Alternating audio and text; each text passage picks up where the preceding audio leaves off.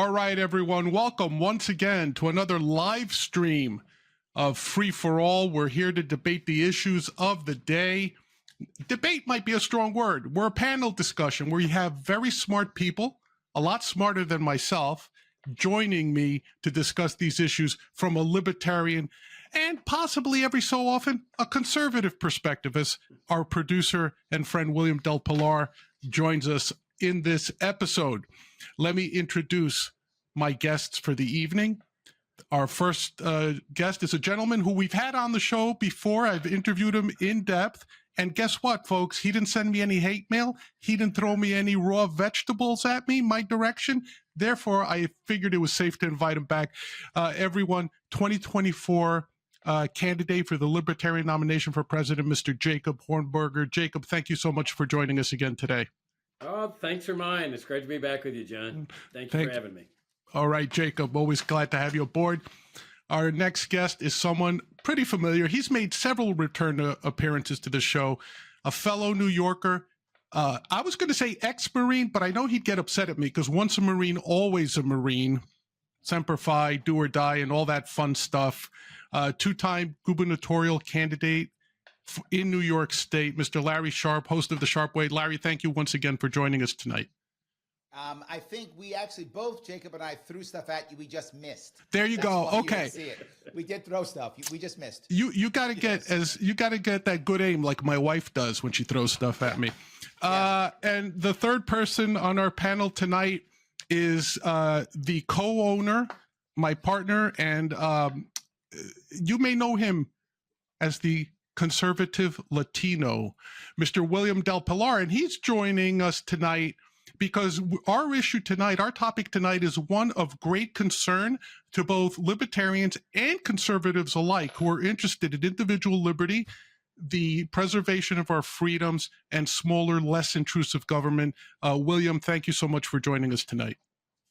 It's a pleasure, and I do respect and enjoy hearing both Larry and Jacob.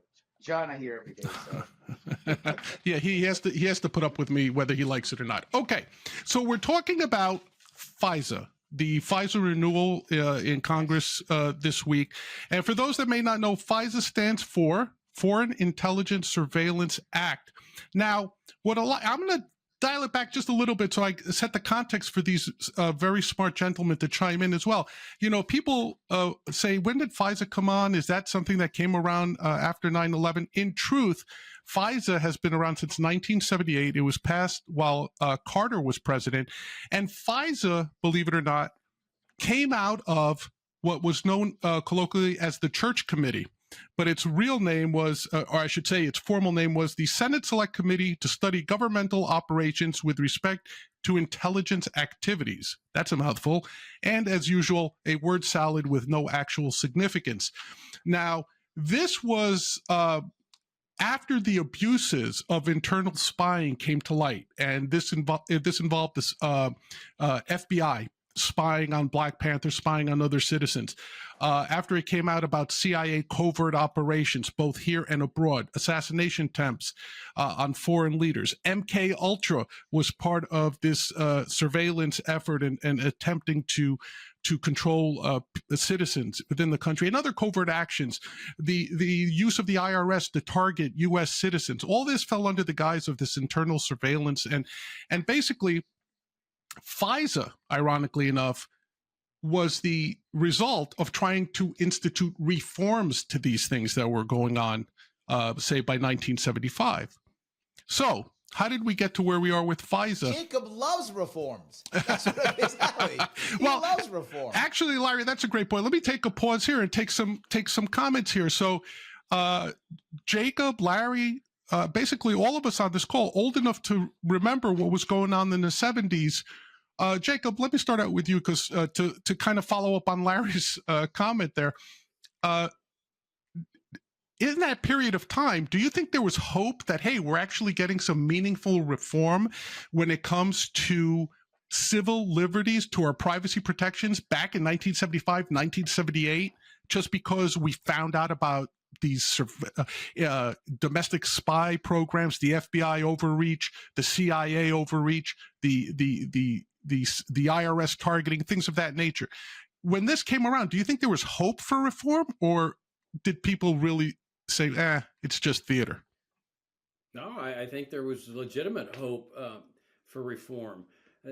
One of the programs that you didn't mention is COINTELPRO. Yes, you're right. Is a vast spying on American citizens by the FBI, and the spying on the civil rights movement, Martin Luther King, and the rest of them. And it was just a truly evil system that had come into place, where you had the national security state that was spying on the American people, and that was, the Pentagon, the CIA, and the NSA is what we know as the national security state. And then you have the FBI, that's just sort of a de facto member of the national security state. And so Frank Church uncovers these things that had been kept secret since the launching of the national security state after World War II. Right. Assassination attempts against foreign leaders and real assassinations against foreign leaders. Right. It was the first time that all this had come out. And then the surveillance, the spying, all this paranoia. I mean, that's the part of being a national security state, is they're always paranoid that somebody's going to overthrow the government. And so when this FISA reform comes in, it's expected to be a protection against this thing. People honestly think, hey, this is going to be a protection, and it was intended to be a protection. Well, as things have turned out, it has turned out to be the exact opposite. It has facilitated them to do more of the same, because the FISA court is a secret court, right? Like they had secret courts in Nazi Germany and other totalitarian countries, that has turned out to be just a rubber stamp for these guys. So it's put a stamp of approval on what they were doing before. Yeah, and I think that's a large part of its lack of transparency. Larry, while Jacob was making his point there, I heard you say, like, isn't that always the case? To say, like, hey, so when you looked at something like, hey, FISA's coming along, it's looking to right some wrongs. And after all, we still need some sort of national security, right? So what's wrong with trying to reform it at that point? So let me hit a couple pieces. One, I think this comes right after the failure of the Vietnam War. And I think a lot of Americans began to split heavily in the 60s during that war. A lot of Americans kind of went, no, my country, right or wrong, right? No matter what, my country. And then a lot of people were like, no. The Vietnam has taught us it's not my country, right or wrong, right? I think a lot of that was happening also when you add on top of that.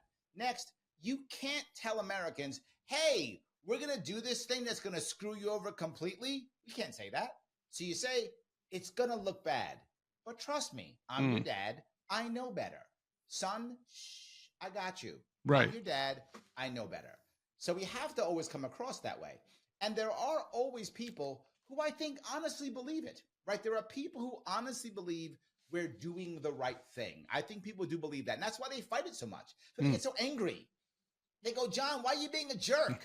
We're trying to fix things. Right. They honestly believe it. But in reality, it has literally never happened that it's made things better. It always makes things worse.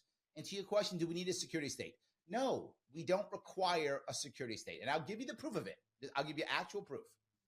Never, not one time, has a TSA agent stopped a terrorist act. Not once. In fact, the TSA literally creates far more felonies than it stops. We are literally less safe with a TSA than without it. We are attacked, stolen, ripped off more by having a TSA than not. I'll go one step further. In New York City, the center where 9/11 hit. New York City, where the terrorism hits, right, is New York City. Never has our security state stopped it. What does stop it? People. Individual people have stopped everyone that's been stopped by individual people. The Times Square bomber was some guy who went, you don't belong here, call the cops. We say it in New York City all the time. If you see something, say something. Throughout New York City, everywhere you go. You're right. And guess what? It works. There's no security state in that regard in New York City. People call up. In fact, people stopped 9/11. I'm not joking. People call up the FBI and said, hey, FBI, there's this guy, and he wants to learn how to fly a plane, but he doesn't want to learn how to land it. I think something's wrong. The FBI went, whatevs, and hung up. Right. So literally, the individual American, if you tell them, look for stuff, it sounds so cheesy, but I'm telling you it's real. The local person knows what's wrong and what's right. Yeah. They really do. They know who's supposed to be there and who's not because they live there.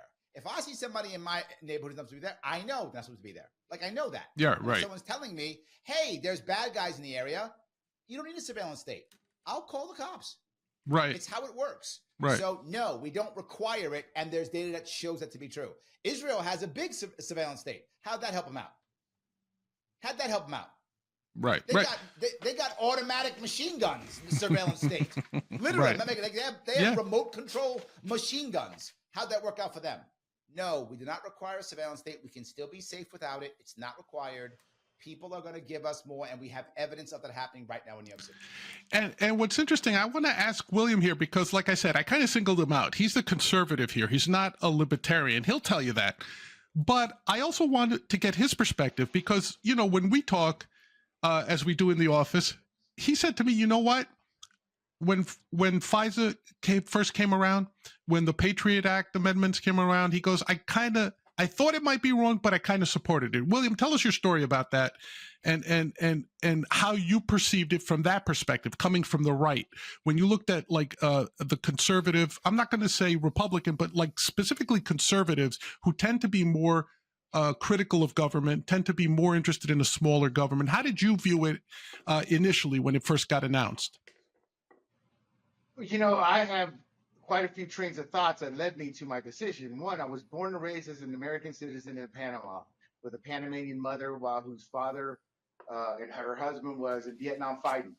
She was mistreated by Americans of all cultures and all colors. So she got us up and we moved to the jungle, literally, you know, little town. Our big event was building the outhouse one summer. The other, my shower was the river. So I got to learn how life was under two dictators, Omar Torrijos and Manuel Noriega. In the military, they used to call me, how's your uncle doing? You know, and so I did not trust government. However, America to outsiders is a beacon of light, a beacon of hope. Yeah. So when 9/11 happened, I had left the military. I seriously did, and I had a previous very successful business already underway. I was trying to figure out ways to re-enlist, to get back. That's how much my love was for America. So I wrongly trusted the government in that moment to protect, and I'll be frank, I call them sheep, the people who are unaware of everybody. You know, we want our freedoms, but you don't really want to know how the sausage is made. And once the FISA judges... Can I touch this, William? I want to jump on board for a second before you go further, because I'm a libertarian, and in 2001, I felt the same way. And I hate to say it, but I'm going to be very forward. I was here in New York when the towers came down. I saw the second tower. I didn't see the first tower collapse. I saw the second tower collapse. The second tower get hit. When that happened, I was ready to call 1-800-MARINE. And I was in my 30s. And I was ready to call 1-800-MARINE. I was wondering, do they take guys who are my age now? Like I was literally going through that because I had a visceral, just like you did. I'm a veteran like you are. I had a visceral response to go do it. And I wasn't mad at the Patriot Act until later. Yes. My emotions clouded my judgment completely. It wasn't a conservative thing, my friend. It was a patriotic thing. There were a lot of guys like me and you who were veterans, and we just thought whatever it takes to get them. That's what we thought, and that's what I believed. I was blinded by my emotions. Later, I was like, okay, this is a bad idea. Like, this was, okay, no, this is a bad idea. Yeah. So I came to my senses, but brother, I was with you. And the icing on the cake was, and my anger at the American people more than the politicians, was when the reports started coming out of how the FISA judges were rubber stamping. And I'm like, if that didn't get to you, especially if you're a minority, you know, you've gone through that many times. Yes. And the fact once that came out, I was crushed at the fact that it was still the same people, you know, ringing the alarm and everybody falling in line. But what was most crushing to me is what I consider a fraud. Politicians, not all of them are frauds, but most of them are. The ones that aren't are the outliers. We can all agree on that. The two on the show accepted, of course. Exactly. I'm totally a fraud. It's totally fine. Exactly. I'm fine. Totally But when Mike Johnson, you know, he portrayed himself as more of a fundamentalist. I'm not saying that in a good or bad way. He did. God-fearing man, a man of the people, and not What just he said. The FISA was the second event. The first one was this omnibus. I hate those because that's where you get all the pork, all the crap, every excuse gets put in those omnibus bills. And everybody there, the politician's excuse is, well, I had to vote for it because it had this. No, you didn't. You could have exerted your power influence as the leading party in the House to separate those. That was number one.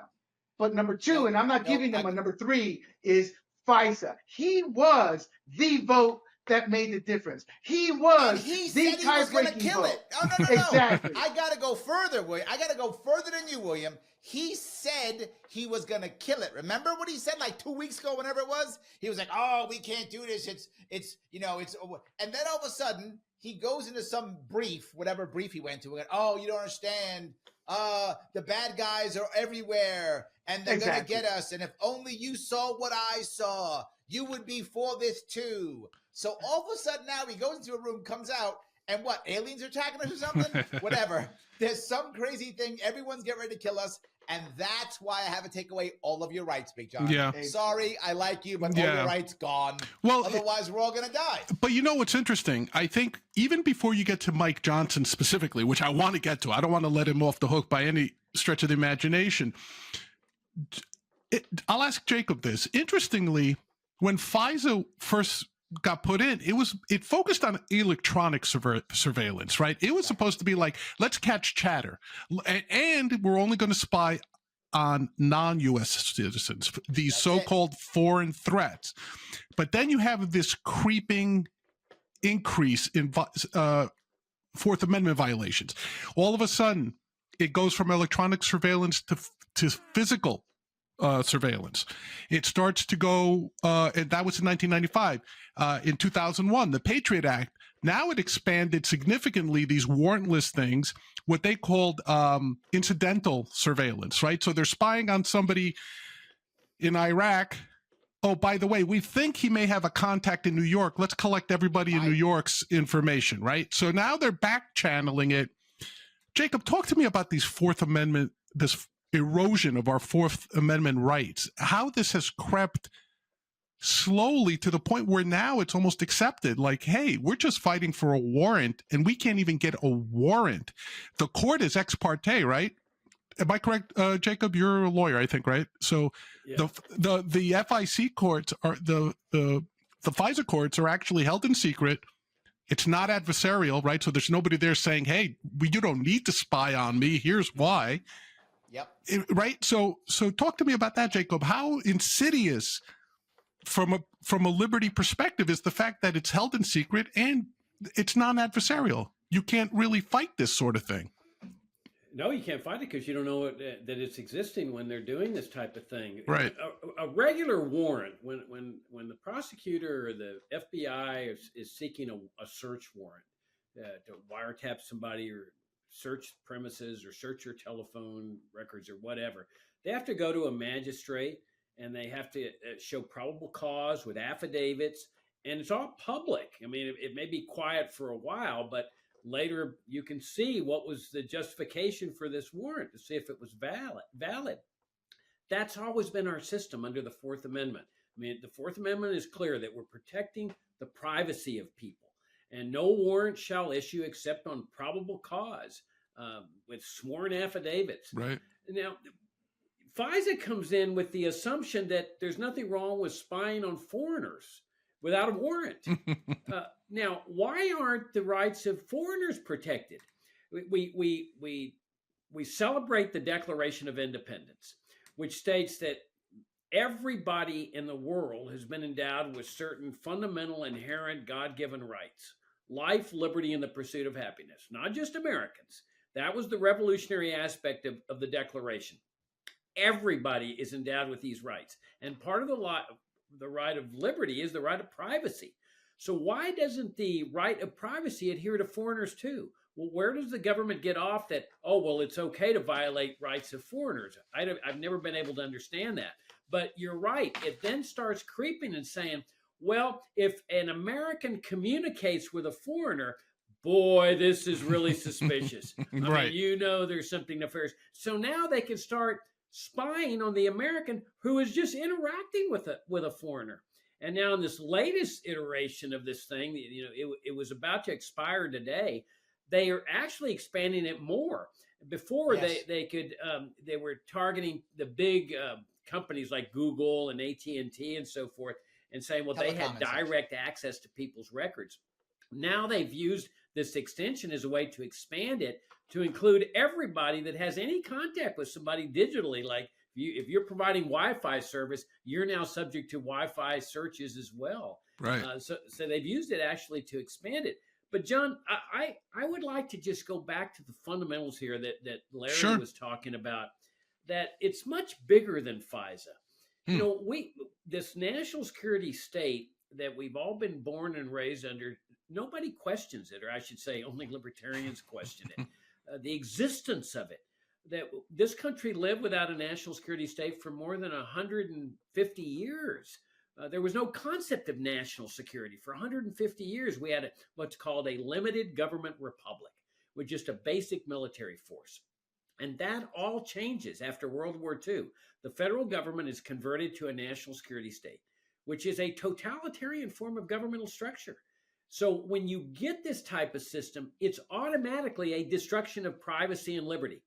There is no way you can reconcile a free society with a national security state, because it acquires these inherent powers like assassination. The Fifth Amendment says no life shall be taken without due process of law. If the DEA started assassinating drug dealers, I guarantee you the courts would step in and stop it. But when it's the national security state assassinating terrorists or assassinating what they consider threats to national security, the Bill of Rights is off the table. When they're torturing people, Bill of Rights is off the table when they're surveilling people. So when you get into this FISA stuff, it's all really just a cover for what they're going to do anyway. This is the omnipotent power of a national security state. It is totalitarian powers. And that's why we've always got to go back to fundamentals as compared to attacking this particular part of it or that particular part. We got to pull the weed out by its root and dismantle the entire national security state and restore a limited government republic. Larry, let me play devil's advocate here with what you said, which is, hey, 150 years ago, we had a limited republic. There was no need for a national security state. We didn't have to have a security state. We didn't have to have this. That's not what I said. No. No, not Larry. Jacob. I'm sorry. Yeah. I said today we don't need one. No, I literally showed you how today New York City does not need one. Not back in Civil War times. Today we don't require one. Right. But actually, I misspoke. I meant to say Jacob. What if I were to say to you, Jacob, yes, 100 years ago, we didn't need a national security state. Before World War II, we didn't. But hey, Jacob, now people can get here in a flash. You don't need to attack someone in a slow boat. We're under potential nuclear threat. We're under potential bio attack. How do you respond to something like that? How do you justify to someone who's terrified that, hey, I may wake up tomorrow and find out the nukes are on their way?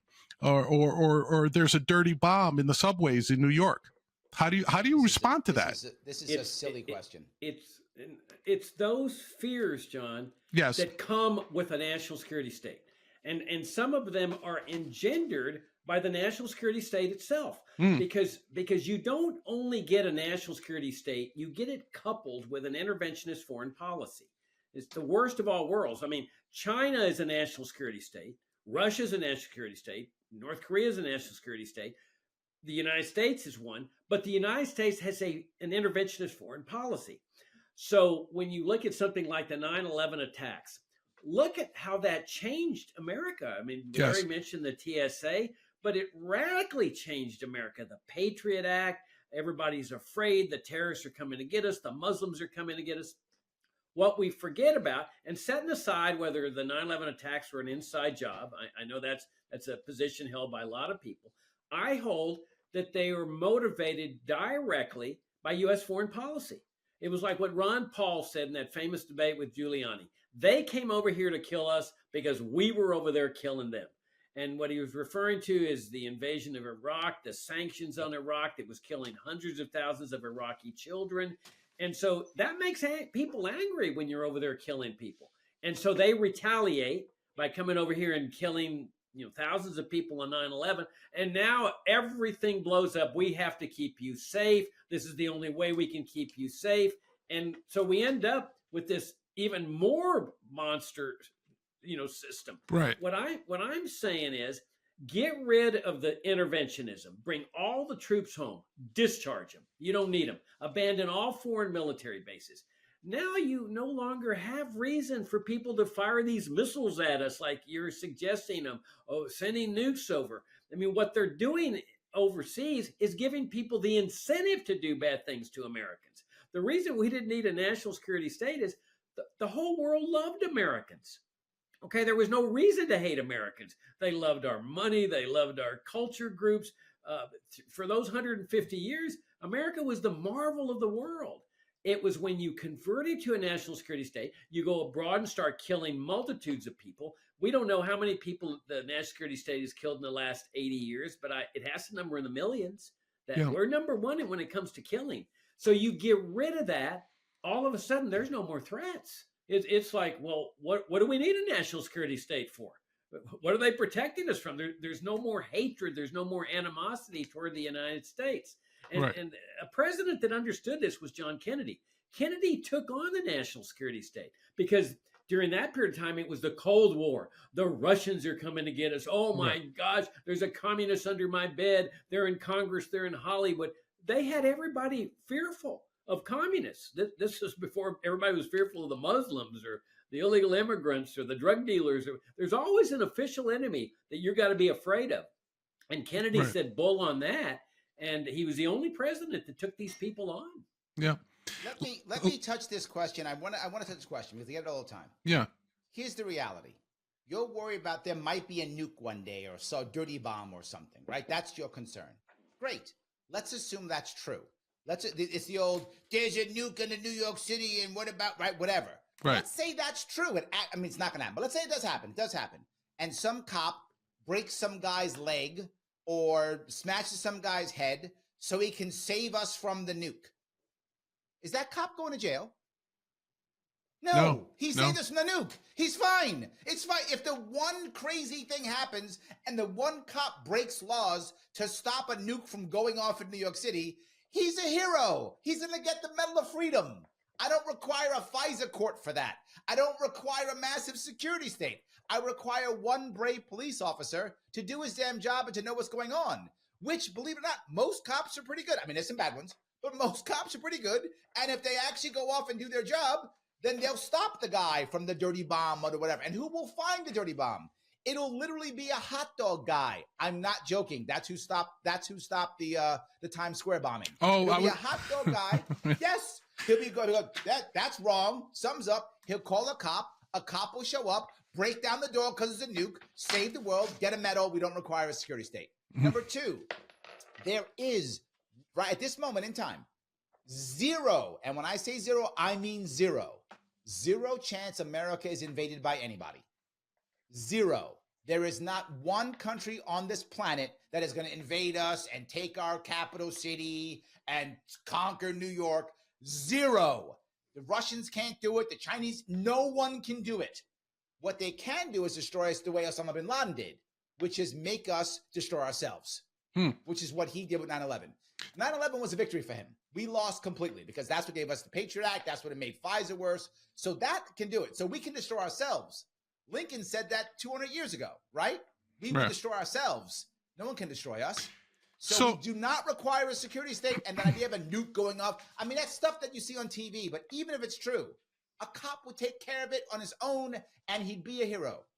It's funny. I was having lunch that time with that hot dog vendor finding the Times Square bomb. I was literally, Larry will probably give me a big nod. I was having cheesecake at Junior's at the exact moment that happened. So, yeah, okay. So, William, chicken and the egg here, right? Like, you heard what the Libertarians have to say. By the way, I was playing devil's advocate. I agree with both of you. But, William, is it a chicken and an egg situation? Is it that we need to protect ourselves because they hate us a priori? Or is it that they hate us because we're over there meddling in their business? How do you see it?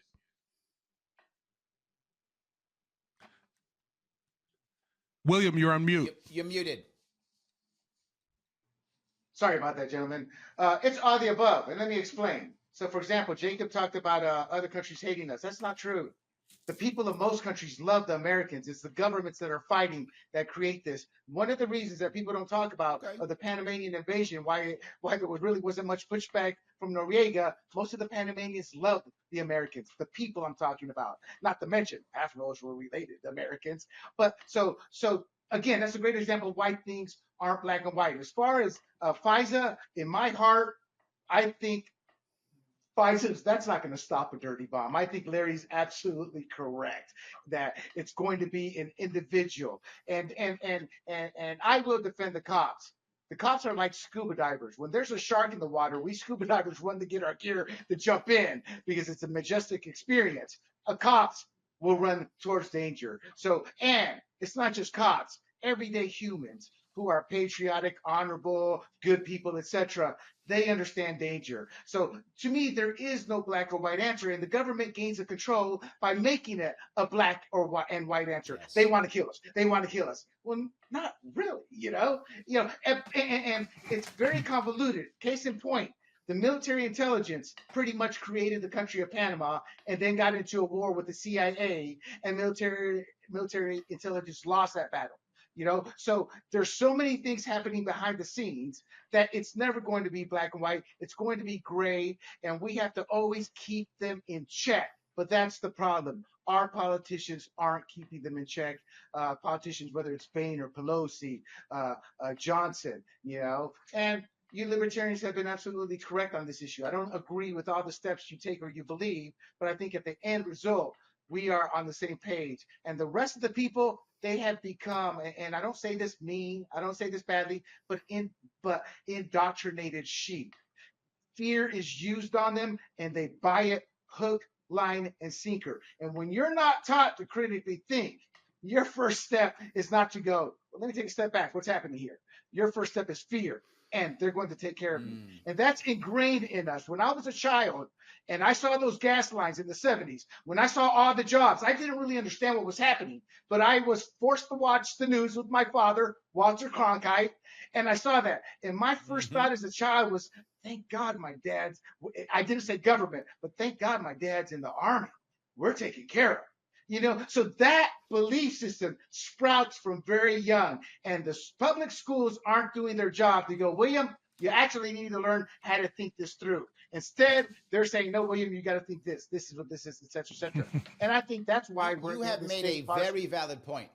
Almost everything that libertarians hate about the government, almost everything, has somehow come from afraid Americans, right? I'm afraid war on drugs. I'm afraid war on poverty. I'm afraid war on terror. I'm afraid the other bad thing, right? Afraid Americans are, you're totally correct, William. Afraid Americans are our biggest enemy, right? We need to make sure that Americans are not afraid. And we do that, to your point. The government makes us afraid. It goes out of its way to make it, to what Jacob's saying. It creates fear. Afraid Americans, shut up, and daddy, take care of me, right? Take away our guns, take away our schools, take away our communities, right? Don't worry, government's got you covered. And when government fails, you know what we do? We got more government for you. We got tons of government. We'll just make some more. We got tons of it. We'll just make it. There's a unlimited source of government. We got you covered. Let me weigh in on this point, if I may. Fear is the core of the realm of any national security state. They have to keep people afraid, right? Because otherwise, how do they justify their existence? And notice that in the Bill of Rights, there is no crisis exception. Because they understood that crises are the time-honored way in history where government officials take away your liberties, because crises are when people are afraid. And so they're willing to surrender their liberties to please keep me safe, do anything to keep me safe. And the fox says, okay, fine, it's going to be temporary. Go ahead and get in the cage and we'll close the door on you and we'll let you out when the crisis is over. This was what the Enabling Act in Nazi Germany was all about. Right. Hitler, there's a big crisis there with the firebombing of the Reichstag, which was really comparable to 9/11. And he goes to the legislature, the Reichstag, and he says, hey, I need temporary totalitarian powers here. Right. This is an emergency. This is a crisis. And they said, okay, but they only last 6 months or a year. And he kept going back and getting renewals every time, all the way till he died. He was getting renewals. But what I'm asking is a fundamental question here, John. Yeah. Is it possible to live in a society where people are not afraid anymore, a normal society? And I'm saying it is. It is possible. Now, William raised a very interesting question or a point when he says, who do they hate over there? Do they hate our government or do they hate our citizens? And I think it's a combination. It depends on the hater. Because if you look at what's going on, like our unconditional support for the Israeli government, there's a lot of hatred for both Americans and the government. When they attacked on 9/11, they were attacking people that were not in the government. Now, in the Pentagon, clearly that's government. But the people in the towers were citizens. So it really depends. What I'm saying is when the government's over there killing people, they're making life bad for us, not only with respect to foreigners doing bad things to us, but because we're losing our liberty here at home in order to ostensibly keep us safe from the very dangers that they're producing with their interventionist foreign policy. I agree with you 100% actually. And I when I posed that hypothetical to you, I think I was just trying to give voice to people who are afraid right now.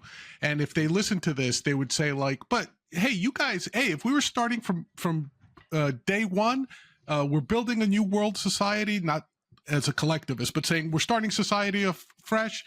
Hey, I love the anarchist position, voluntary agreements, nobody attacks anyone, we all love each other, blah, blah, blah. The truth of the matter is all of us are entered into this life in conflict somehow. Not on our own, because we're born, without conflict per se, but we're born into it, whether it's our parents, our governments, our ethnic groups, whatever. So I think that's tough for people to let go. And Jacob, to your point, you said, like, can we live in a non-fear-based society? I'd like to think that we could, but I don't know if we can. Like, just human nature being what it is. Yeah, sure. First of all, Jacob, you are absolutely right. There are Panamanians that didn't like America. In fact, Noriega and Torrijos' political party is still in existence, and it stuns me. It's like I would have just done away, made it illegal to have that name anymore, and said, "You guys want a political party? Pick a new name and move on." But that's what I mean by it's not black and white. You're never going to find the equality to make things black and white. As far so they will hate us. As far as living in fear, no. We're always going to live in some kind of fear because it's part of our DNA. It's part of our human nature. We get scared walking alone by a cemetery. Heck, we get scared sometimes walking from the bedroom to the kitchen when it's all dark. It's an emotion. It's an easily exploited emotion. And to be quite honest, and please, Jake, I'm not attacking you, but those are the issues I have with people who talk about we can have it this way, that way, because you can't. You're always going to have a segment of society that lives in some kind of fear. What our job should be is not to be able to push back the counter when the government and the politicians exploit that fear. But let's be honest, we have failed at that right now. So I believe we can coexist with fear, but it's always going to be a powerful tool. It's an emotional tool as we see the parties use that to their advantage, whether fear, hate, or whatever that happens. So that, I mean, I'm not saying I'm right, but I'm saying that's how I see it. No, you're missing a cultural piece here, right? You're right. We'll always be afraid. The question is, whose job is it for me to be defended? Whose job is it for me to feel safe?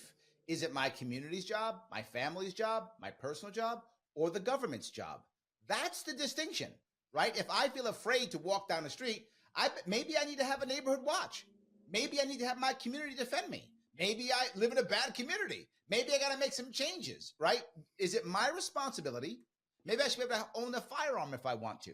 Maybe I should be able to do all those things. Maybe I should be able to hire my own police force if I want to, right? There are so many things that the question is, whose responsibility is it to fix it? Right. That is the key point. And if you say it's government, we're in trouble. If you No. we're not. It's actually mostly the people and the community, but it's all the above. See, that's what I'm trying to say. We're never going to separate our government from the people. Since the dawn of civilization, the few have always ruled the majority. Period. End of story. Every society is like that. How? Most of the time it's some kind of fear, money, they own the armies or whatever. But we can coexist with fear, but we're always going to have government. I don't want limited government. I want as minimal government as possible. But we have to have that, because if not, we have true anarchy, and not in a good way, because our DNA, we are not born good people. We are born as survivors. We are taught to be good and bad, and there's always going to be bad people, and so You there's just always going to be insulted fear. libertarians when you said anarchy is bad. You just insulted us. No. That's why I said anarchy in a bad way. That's why I say it, because what you mean is chaos. There you go. Thank you. Chaos. The word you Chaos. mean is chaos, not anarchy. Right. Jacob's about to throw something at you now too. You about to get something thrown at you now. You should know that, right? Let me make a point here of some dark irony involved here. We live under the most powerful government in history. Nobody can deny that. The most powerful government in history. We also have what is quite possibly the most frightened people in the world. That's really ironic. The more powerful your government, the more frightened and scared you are. Americans are scared of everything. They're scared of terrorists, drug dealers, illegal immigrants, illegal immigrant invaders, drug dealers. Americans are among I think, the most frightened, weak people in history. But that was not always the case. When you look at, let's say, 1890 Americans, these were not a fearful people. These were a very courageous, independent, self-reliant people. Imagine no Social Security, no Medicare, no immigration controls, no central bank, no paper money, no gun control, no drug laws, no welfare state to take care of people, no CIA, no Pentagon, no NSA, no FBI.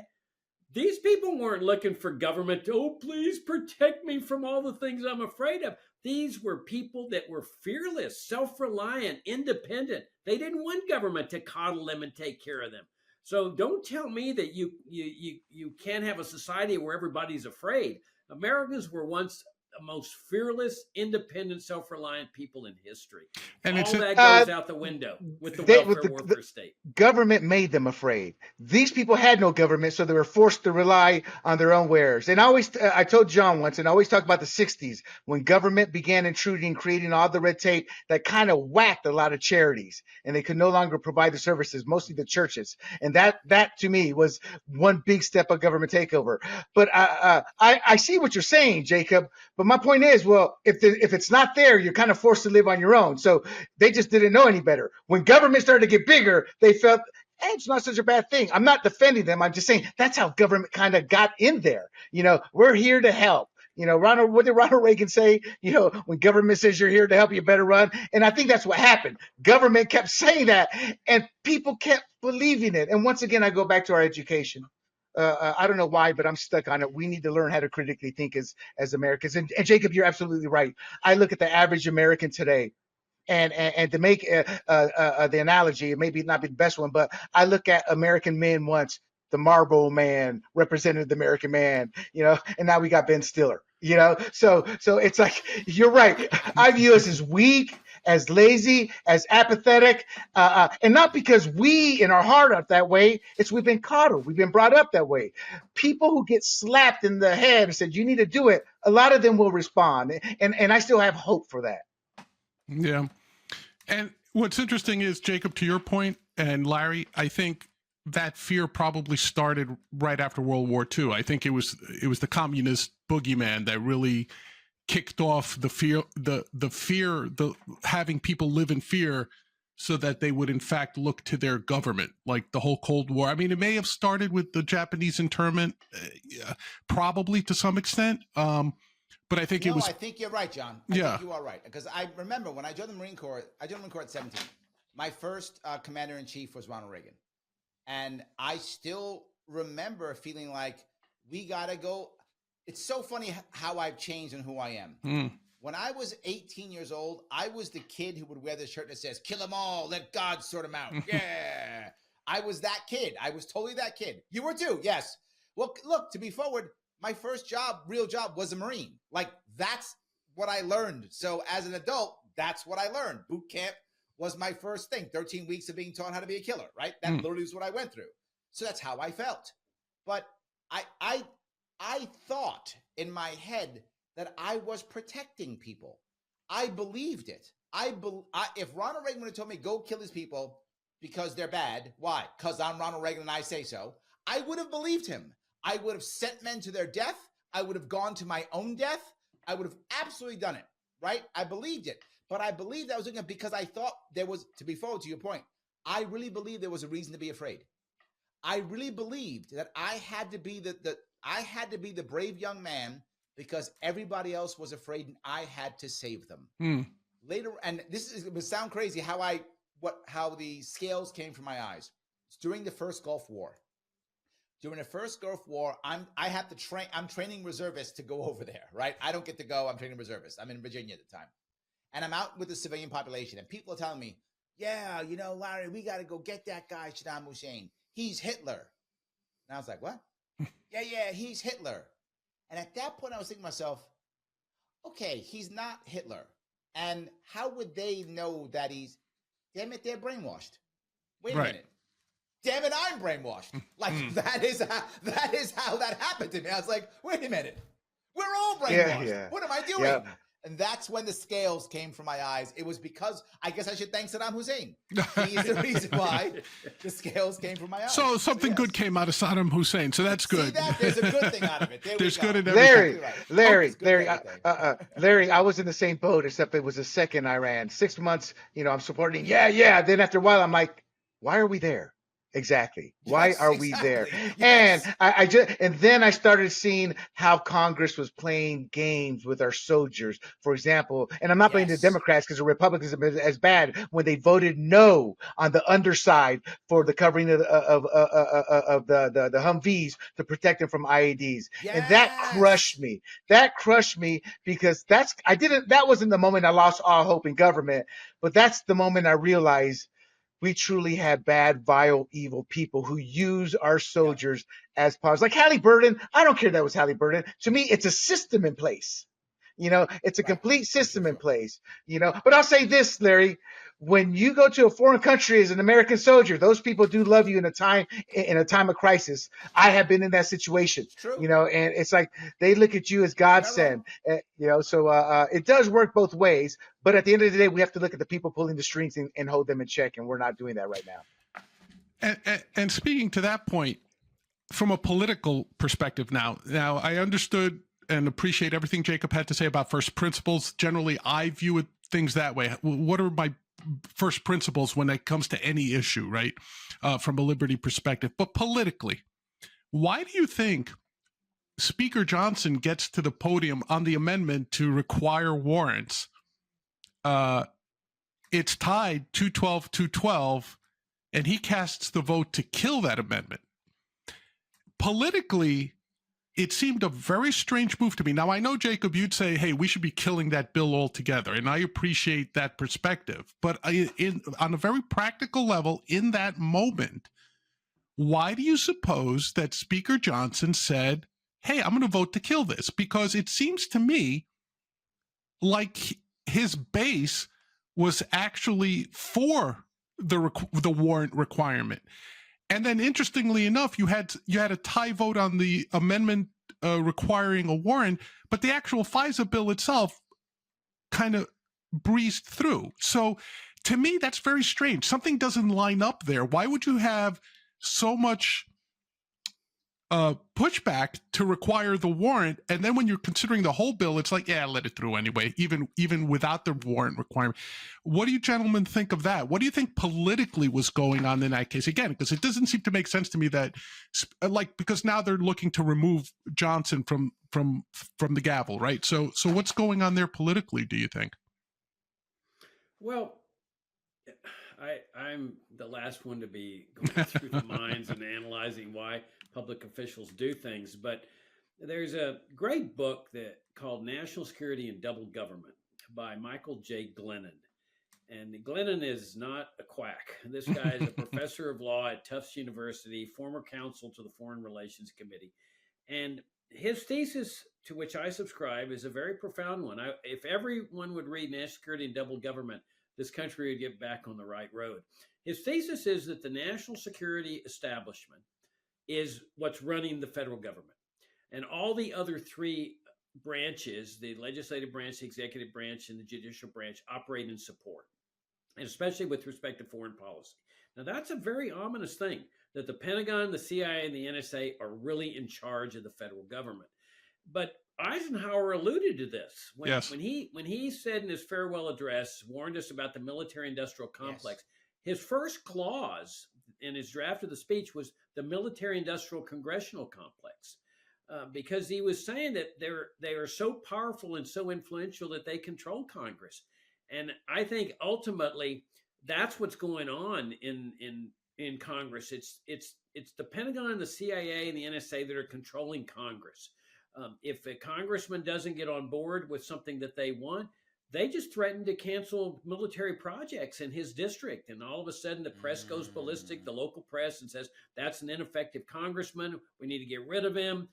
Look at the military. They're now shutting down this air base and whatever. So the congressmen are scared to death. They get right on board with whatever they do. So I think ultimately that's what's going on in all this stuff. Glennon's thesis is correct. It's the national security establishment that's controlling Congress, not the other way around. So you think, and I don't want to put words in your mouth, but you think it's something along the lines of talk everything you want, put on all the theater you want, but if the vote ever comes close to passing, you're supposed to sink it, because we need FISA. We need to keep the military-industrial complex going, and you're not ever going to get close to canceling this stuff. Larry, do you feel that's what happened, or do you feel it's something even less sophisticated than that? Do you think there's a particular political upside somewhere for Johnson to have killed this? Where do you think the political upside was for him? He's going to make a killing financially. That's it. He's going to make a ton of money financially, because what happens is you say everything's gone. What happens? The market goes down. Then you go, just kidding, everything's up, and the market goes up. So what they all did is they went, oh, it's going to all die. So the price went down. They all bought a bunch of stock. I'm not making this up. They literally did this. And then he goes, oh, kidding. All the money's still coming. Stock goes back up. They made a killing. And the problem is with our current system that no one seems to want to vote third party, which drives me crazy. We just keep voting for the same people back and forth again and again and again. So what's his loss? His area is gerrymandered. So he's going to win again. Right? Maybe he won't win. Maybe he won't be the speaker again. Maybe. But who cares? Once you're speaker, you get access to all the donors. And that's what they care about, right? They only care. The speaker has access to all the donors that hands out all the money. That's how the speaker controls everybody, right? That's how it actually works. If you want to, you can have Justin Amash on. He'll give you the details on how that exactly works. So the speaker controls all the money and all the donors. He gives out what he wants. That's how he makes you vote. Right. You have to vote for him, or he doesn't give you the dollars. The people who fight him are people like Marjorie Taylor Greene. She's a personality in her own right. So she has her own donors, right? In the case of politics, she has FU money. That makes any sense, right? Right. She can tell them. Matt Gaetz also has his own money. If you note, the people who are fighting him all are celebrities. They have their own money. They don't need him. Right. This is all about dollars. So they have their own money. They have their own people. Matt Gaetz can go on TV and make a ton of money anytime he wants. So can Marjorie Taylor Greene. So they all have their own donors, their own supporters. They don't need him. So they can tell him, go F off. The people who are new, who need that cash, who don't want to get primaried, they're his best friend. They tried primarying Matt Gaetz. He won. He has shown them they can't stop him. So he's not scared of them anymore, right? Those people who are against him, everyone else is on his side because he might get primaried. So he already has access to all the donors. If he loses his speakership and someone else becomes a speaker, he keeps that money. He's good. He's got his cash. He's got his influence, and he's going to make a ton of money in the stock market. It is that simple. He does not care. To William's point, he doesn't care about the soldiers who might go over to Ukraine or who might go over to Israel. He doesn't care. Our Americans who are dying in Syria right now. Our soldiers who are dying in West Africa right now. He doesn't give a shit about them. He doesn't care about the Jews dying and the Muslims dying. He doesn't care about them. He doesn't care about Russians dying, Ukraine. He doesn't care about them at all. He cares about him, his people, his money. He's good. That's why he did it. And it's interesting because when I saw that vote that he personally sang it, now I understand there were also 212 people, any one of which could have sunk it, right, by flipping their vote. But the theater of it led me to rant. I said, when you stop to say, what's one libertarian in Congress? What possible effect could one libertarian in Congress make? There's your vote. Remember that vote that, out there for anybody who's fortunate enough. Justin Amash stops that. Well, yeah, you're right. Or a second Thomas Massey or something like that. You're Correct. absolutely right. Would have stopped that, would have at least allowed warrants to be required. Now, I want to sort of wrap this up a little bit by going across the panel here. I'll start with Jacob. Jacob, what do you think is the course of action for everyone that's listening out there to you right now? What's the course of action to help us reverse course on this security state? What's the best thing? Like someone listening who is it should they go out and vote? Should they withhold their vote? Should they protest? What is if you were to advise someone, what's the best course of action to get back to those first principles that you referred to? What would you recommend to them? Well, I am a firm believer in the power of ideas, especially ideas on liberty. And what we really need in this country is a critical mass of people that come to the conclusion that they don't want a national security state anymore. They want to return America to a normal society, a healthy society, a society that lives in harmony with the rest of the world, free trade, free travel, freedom of association. And so once we reach that critical mass of people, they will figure out how to bring that shift, how to bring down the Pentagon, the CIA, and the NSA. The worst thing people can do is to say, Jacob, they're too powerful. They're an ingrained part of America. We can't do anything about it. So let's try to live with it and try to just make our serfdom more palatable. No, once you throw in the towel like that, you're cooked.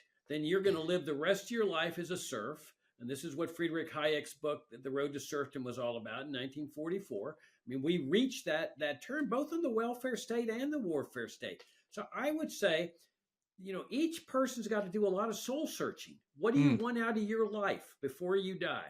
Do you want to live a normal life, a free life, a prosperous life, a harmonious life?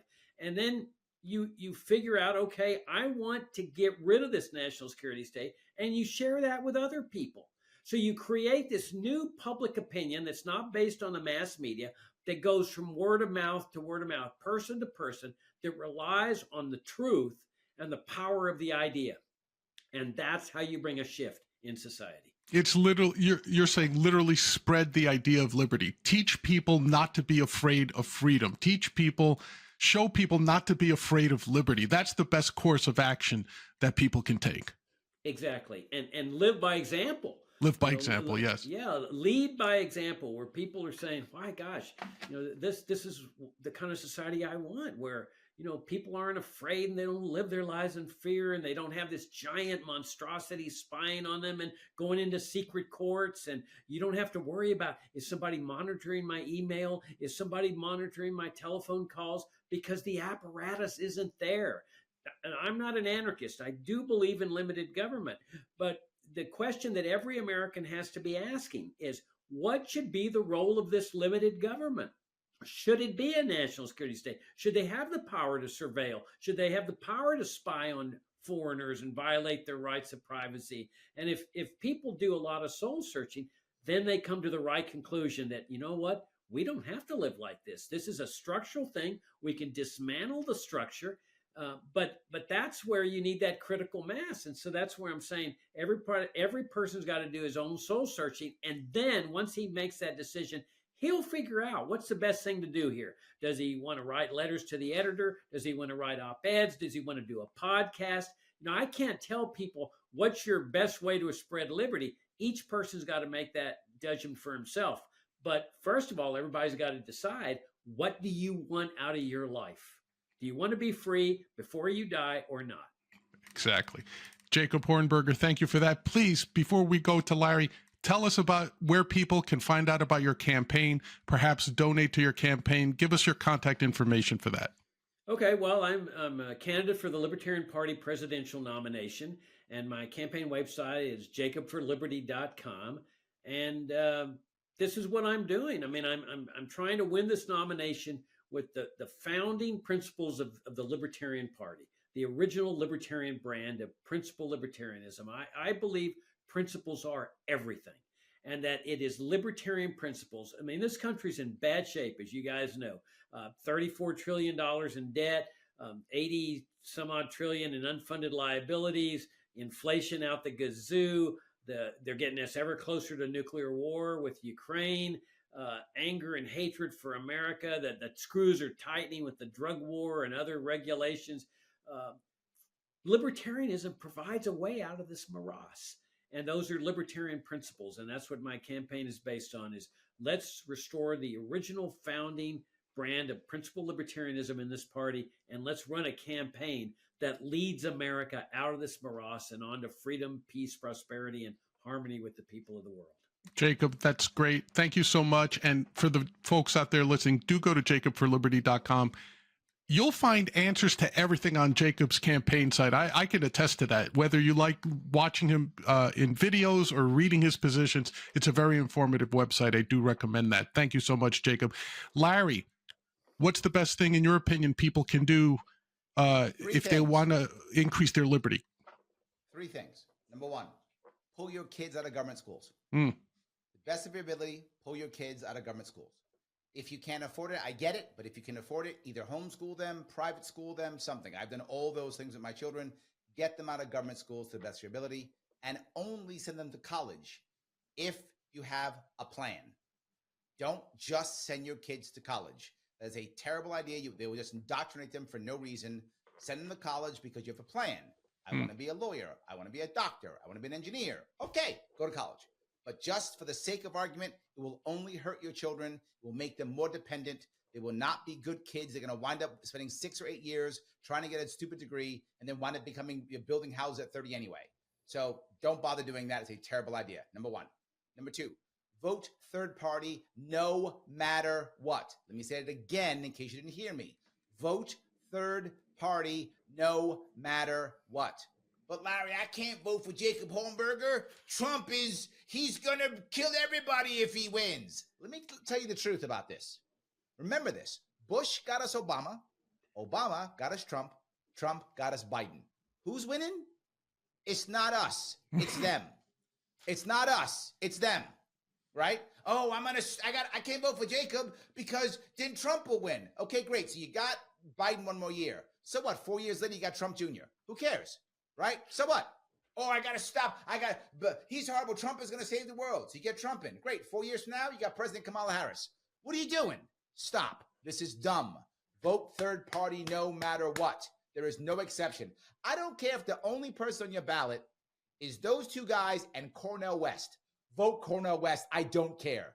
Vote third party no matter what. If they see you breaking the system, they will have to change the system. If they don't see you breaking the system, if Jacob Hornberger is on your ballot, you better vote for him. I don't care what state you're in. I don't care. I'm in a swing state, Larry. I don't care about your stupid swing state. Make Jacob Hornberger be the reason why so-and-so lost your state. Good. I hope that happens. Break the system. Vote third party no matter what. Number 3, go on jury duty. Don't escape it. Go on jury duty. And when you go on jury duty, do not tell them you're a libertarian because they'll throw you off. Right. Do not tell them you have any views at all. Act like you're the dumbest person on the planet. Answer no questions. Talk about Scooby-Doo and just get in that jury. And when you're in the jury, here's what I want you to do. The judge will tell you that jury nullification is wrong and against the law and you may not do it. He will tell you that, particularly in New York State. They blatantly go against the Constitution. Right. Whatever someone, if you think they're guilty, if you obviously think they're not guilty, don't vote guilty, obviously. But if you think they're guilty, only vote guilty on the laws that are real. For example, if some guy shows up and robs somebody for some weed, uses a gun, and robs somebody to take some cannabis, the cannabis charges aren't real. Do not vote guilty on those. I don't care if it's real. The gun charges are not real. Do not vote guilty. I don't care if he did it or not. The actual charge is robbery. It's theft. That's a crime. Theft is a crime. Robbery is a crime. Convict him only on that. And fight your jurors and say, we're not going home if you convict him on anything else except the robbery. I've been in a jury more than once. Mm-hmm. Say, we're not going home. You're not going home. You're not watching HBO, my friend. Scratch that. You had a birthday party. That shit's done. You're not going to a birthday party unless you make sure he's convicted only on the actual crime, which is theft. If all of us did this, prosecutors would stop charging these types of crimes. So Right. 3 things I repeat. Take your kids out of school.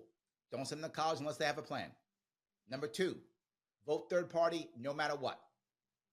Number 3, go on jury duty. Yep.